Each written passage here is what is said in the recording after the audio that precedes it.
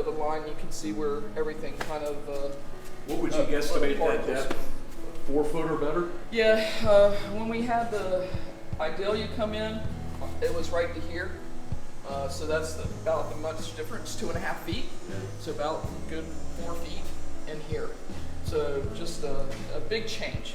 And I actually was on the island when the storm came in, so I stayed. So How'd your house fare? I heard.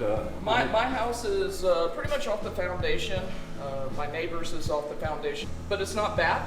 There's other people that are a lot worse off than I am, so we'll take care of it. So it's not a bad thing. All the 2 stories I think did fairly well that I'm aware of, but the lower ones, my house is the original part of it's 1957. Yes, sir. So this building's been here a long time. This used to be a trailer. Did it really? Yeah. So it's pretty cool. A lot of history here. I like doing history here, and it's just amazing.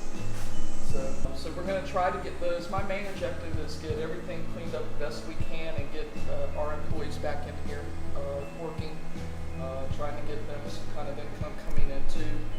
Some of them have small kids, those kind of things. And then we'll just work around what damage we can work around and that, to get everybody back.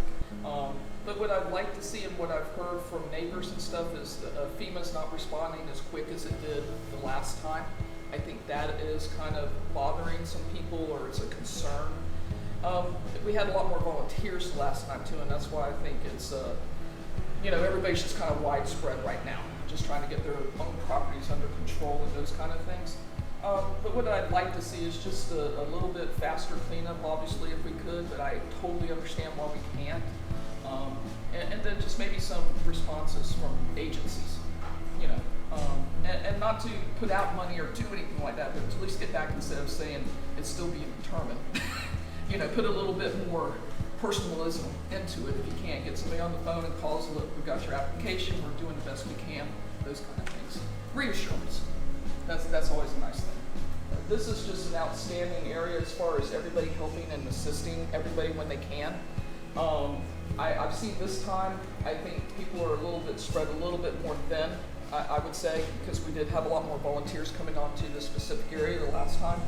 But as far as help, all you have to do is walk over to your neighbor, say, look, I need a chainsaw, I need this, can you help me lift this, can you assist me? And this community is just awesome with that. But I think the community here is really, really well-rounded as far as needing assistance with their neighbors.